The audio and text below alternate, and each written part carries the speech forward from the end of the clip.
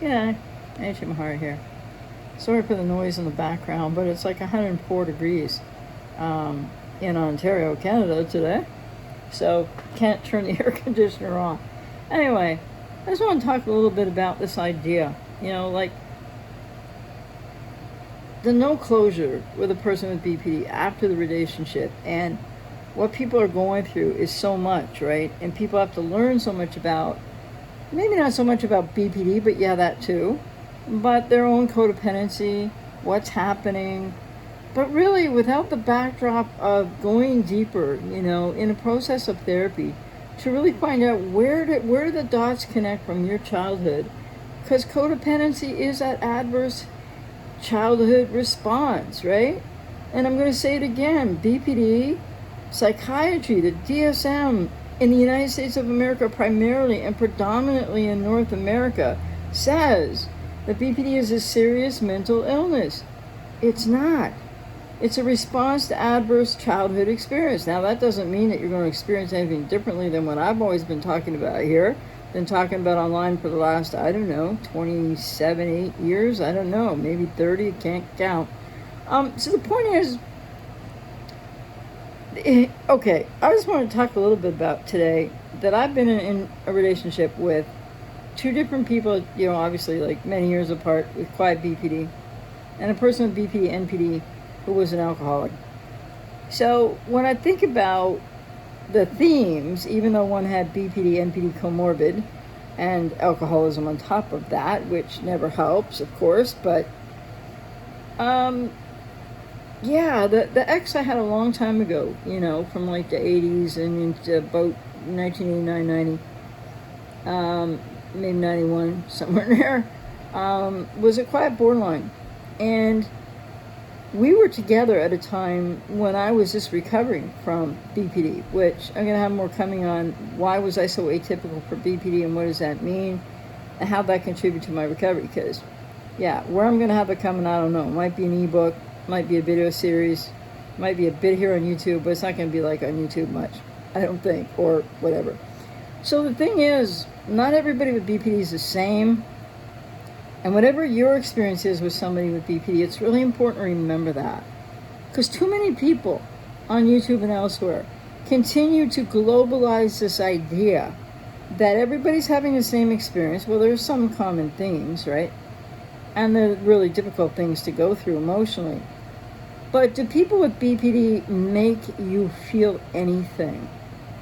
No, not really. That's the personal responsibility aspect. I mean, they can give you a really hard time in many ways, right?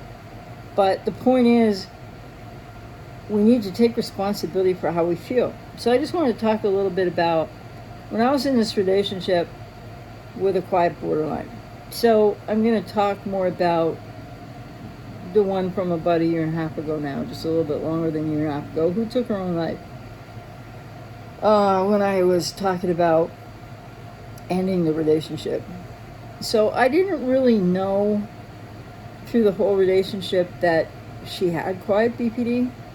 And this is something that other people report as their experience too, that until you know, you don't know with the quiet borderline. And in my case, it was like we didn't live together. We were in a relationship for about 4.5 years. And there were things and there were signs and there were things I just probably didn't pay enough attention to for what they really meant. I don't really know how to explain that now, but looking back at these relationships, I think there's a lot of things about them when you're with somebody with BPD, like I was, that it's really hard to figure it all out, right? So I would just say my experience with my ex, but late partner, who had quiet BPD, and took her life December 27, 2018, in a really acting out way for a quiet person with BPD, quiet BPD. But what happened there was sudden and horrific. But in the relationship, I could see, in retrospect, I can see in her how much of a fear of abandonment she had. in lots of ways how emotionally unavailable she was, but because I was a fairly independent person, and so I was busy and doing my own thing, and she would do things, and we didn't always do things like there was things we did together, but it wasn't like we did, we didn't live together, but we were exclusive in a relationship. And I think a lot of things that way, like in long distance relationships, which this wasn't, but I've had lots of clients have long distance relationships, or even in dating somebody with BPD or quiet BPD. And what stands out for me when I think about it, or when I feel about it actually too, is what an amazing person she really was. But she didn't really know who she was. And there was a lot of indecisiveness in her. A lot of, yes, different, mood shifts and changes, but they weren't stark, Like when she would go from sort of baseline mood place as a person with quiet BPD to, she would withdraw mostly, so I didn't see a lot of that. But there was emotional unavailability. Not always, but often.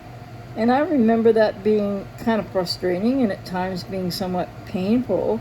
But I also remember just not really stopping my life about it, Like I'm busy, I work with a lot of clients, I got a lot of things on the go. So I think I could sense that I was very stressed in many instances in that relationship with, the ex, who's my late partner, died because, she took her life in the middle of trying to break up with her, so to speak. But, she was, like I said, emotionally unavailable a lot. And the thing about people with BPD, or quiet BPD in particular, maybe because they don't show it so much and you don't know what's going on. And in the case of this relationship I was in, I wasn't really dwelling on that. Like, she would cancel plans a lot.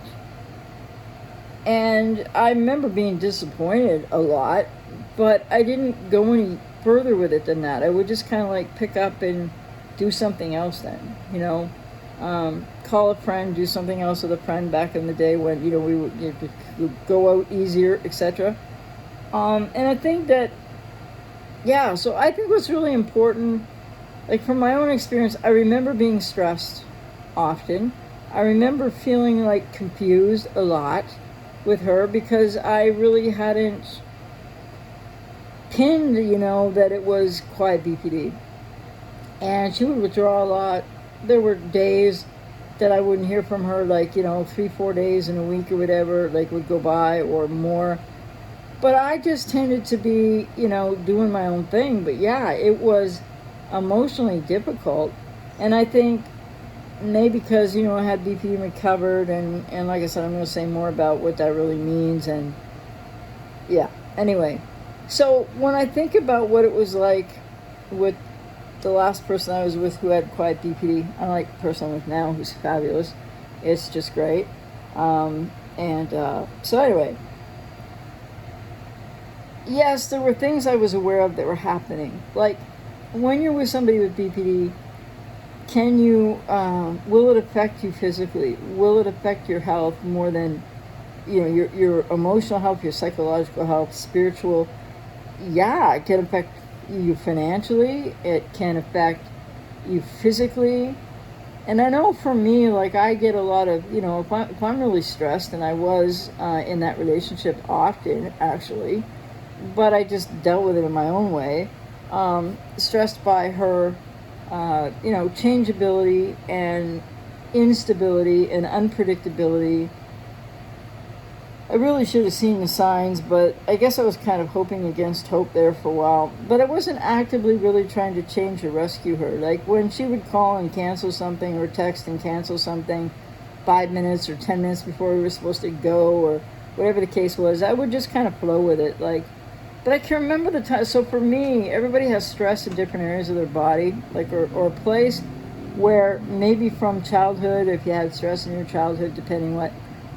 For me, it's always been in the gut. So I get really tight in the stomach. and or the IBS attack thing. And yeah, it was wearing me down, and that's why I ended up talking to her about I didn't think the relationship was going to work out, etc. And I didn't get through the conversation before she actually, in a very stark and horrific way, took her life right in front of me. And so, and then you talk about however relationship ends. You talk about the guilt, the fear, the obligation, the guilt. I had still have some of that, but not.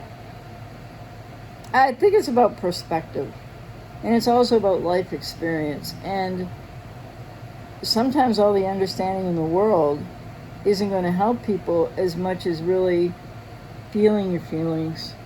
And a lot of people, and no offense, but I mean this really gently and with respect and empathy for men, a lot of men have a lot of difficulty with their feelings and really feeling your feelings and really expressing those feelings in a way that you can feel that they felt those feelings. And I know for me, with my last ex, who was quite BPD,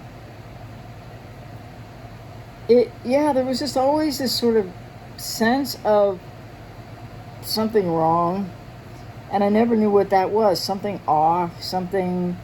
It was always very unpredictable, and I don't think I got so much of a caretaking role in that relationship, because I just kind of kept leaving her. She kept leaving her to her own devices. I mean, she kept on canceling things and withdrawing, and sometimes we'd be together doing something, or be out, or be at her place, or she'd be over my place, and she'd just, in a very quiet way, sort of change, get stressed, or not really show anger, but yeah, she'd dump something on me like I did this, I did that, or I didn't pay attention to this or that, in a very calm way, and then she'd be like, I gotta go now. So in the middle of a dinner, you have friends over, in the middle of just anything like that could happen. So it started to wear on me in ways I wasn't really aware of, and I'd thought about it recently, like the fact that there was so much unpredictability. And I don't mean predictability in my life, but I think, when you make plans with someone, the hope is that, you more often than not, you carry through with them, right? So there was a lot of disappointment and disillusionment in regard to that. But the stress physically, like this idea, first of all, people with BPD don't what's the word I'm looking for? They don't induce, or they don't cause, or they don't make us feel what we feel. Like, we feel what we feel, and that's our responsibility. And then it's really hard to try to address how you feel. As I know, I tried to address how I felt with my ex quiet BPD partner, from a year and a half ago, and we were together for about 4.5 years. But like I said, it was I thought, a serious relationship. Not sure what she was thinking most of that time now in retrospect. But yeah, the dance of intimacy, right? She could get so close, and once in a while we get really close, and things would be really good for maybe a few hours, and then she'd always have to leave, or she'd withdraw. Even if I was at her place or she was at my place, and we didn't separate totally, if I stayed at her place or she was at my place, she wouldn't necessarily always leave, but she would go in another room or whatever, and she would really withdraw. And I guess just because I didn't know, I wasn't thinking, oh, well, this is typical, quiet BPD. But I was just thinking to myself, well, I'm just not a pursuer, and even when I had BPD, I was not a pursuer. I never hoovered people. So this idea that they're all the same, continues to be forwarded out there by people, and lots of people have experiences that are similar. But I guess I just thought I'd talk a little bit about that in terms of the fact that, yes, every time we had a good time, or we got really close, and emotional intimacy, then that would be followed rather quickly with her withdrawing, and what people call the silent treatment. And it was, I guess, the silent treatment. But I just didn't sit around and worry about that, because I would just get on with whatever I had to do, or I'd go out with other friends, or I would be talking to other friends, or I was busy working. So whatever the case, in those different situations. But I think it's really important to know you have to take personal responsibility for your feelings and for what happened, as the ex of somebody with BPD, as I am also, and twice over, and a BPD, NPD alcoholic ex from 2004 to 2006. That relationship was sort of on and a bit off and on. And I've learned a lot from that side too, because it's not just that I work with clients and I help people to recover, whether they have BPD or whether you're codependent, whether you're non-borderline, whether you've been in a relationship with somebody with BPD, etc. But I've also walked in your shoes, and I've had that experience, and I've had the experience on both sides, so to speak. And so I hope that I can continue to make helpful videos here and have other things coming as well. But I just wanted to say a little bit about my experience with that last person who was in my life I had a relationship with, who was a quiet borderline. I think the difference for me, more so than what a lot of people talk about, but some people do, and some clients I talk to do, I wasn't really, I wasn't letting her moods and her splitting cycles dominate me. And that's something that I guess probably has to do with a lot of my experience in life, and that a lot of people end up being really dominated by what the person, your ex, or when you were in the relationship, what they were doing. And then it depends if they're acting out or acting in, as to what you'll experience. But anyway, that's just a little bit about what I experienced with my last partner. I would like to, who had quiet BPD, I'd like to talk about that maybe a little bit more. But I have a lot more information coming for you in different ways. I'm just thinking about some ways to put it together. And, if you'd like to share a comment below, let me know if you'd like to hear more about my experiences, either with BPD or in these relationships I had with 3 cluster B partners at different times, when I was recovered from BPD. So, and that, knowing both sides of the fence, so to speak, really intimately and well, and in a 360-degree way. So if there's any questions you'd like to ask or anything you'd like to hear more about my experience with a quiet borderline or the BPD, NPD alcoholic, let me know, So anyway, I hope something about what I said was helpful, but the key thing is to be aware of what you're feeling, and to try less to figure them all out, because that's a no closure route that can be ongoing for years in people's lives. But it's getting to how you feel and what you need. And yeah, beware of the fear, obligation, and guilt, but they don't make you feel that. They don't induce that in you. They don't have that kind of power. They don't have that kind of self-knowledge or organization to do all that on purpose. And so when you've invested in something and you've given your best and you've gotten really hurt, there's nothing okay about that. But what's really important is that on both sides of this fence, more people need to take more personal responsibility. And the way to finding your way toward that is by really understanding your feelings, as opposed to, focusing on the person or the ex with BPD or quiet BPD. And also, I just would like to say quickly that, I was really hurt, obviously, and still it's complicated, complex grief, because she took her life. But any relational rupture and ending, like with a cluster B, like with a quiet borderline or borderline, is going to be extremely different than other relationship breakups, and very much more difficult to process for so many different reasons. But it's really important that you don't, never mind that part. I was just going to say, not all people are extreme. I had a point of anger. I had a time of anger after what happened in the relationship with her and that she took her life, which isn't the same as how a lot of other relationships end, but certainly a lot end that way too, which is very horrific, and feel sad for the person, and you go through what you go through, and it's really hard to go through that. And yes, anytime we're stressed out, anytime we're in grief, anytime we are forced to face feelings I'm used to facing my feelings, because I think it's a really healthy thing to do, and I learned that years ago. But a lot of people aren't, right? And it's very complicated and difficult, and it's so painful. People tend to back up from pain. But not everybody after a relationship with somebody with BPD or even NPD or quiet borderline or acting out borderline is going to hit rage. A lot of people will be angry. It's one of the stages of grief, right? It's also protection against all the pain you're feeling. But it's important to know that there's just no one experience, even though there's a lot of commonalities. Everybody's going to have their own experience. Anyway, I hope something I said might be helpful. If you'd like to hear more about my experience as the ex of, two quiet BPD partners, or like one was so long ago, one was a year and a half ago, and the BPD NPD co-morbid person who was an alcoholic was 2004 to 2006. That was one of the most painful things I ever went through in my life, for sure. Yeah, I could talk more about that if people are interested, and also I have more coming, just general information and how to help people heal, etc. And so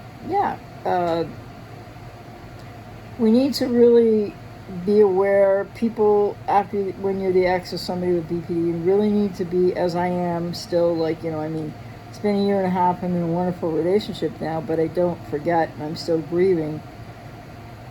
And that's the thing.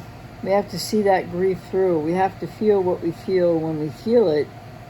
And if people are still really angry or in a rage about what happened, well, a lot happens that shouldn't happen, for lack of a better word. But it's really important to know that you're keeping yourself stuck and blocked. That yes, feeling anger is healthy, but what you do with it is so crucial. And I guess I just didn't invest. I had times of anger after the last relationship with a quiet BPD, but I guess more I tapped into the sadness and the grief more, and it was a little more complex in some situations, but lots of them are.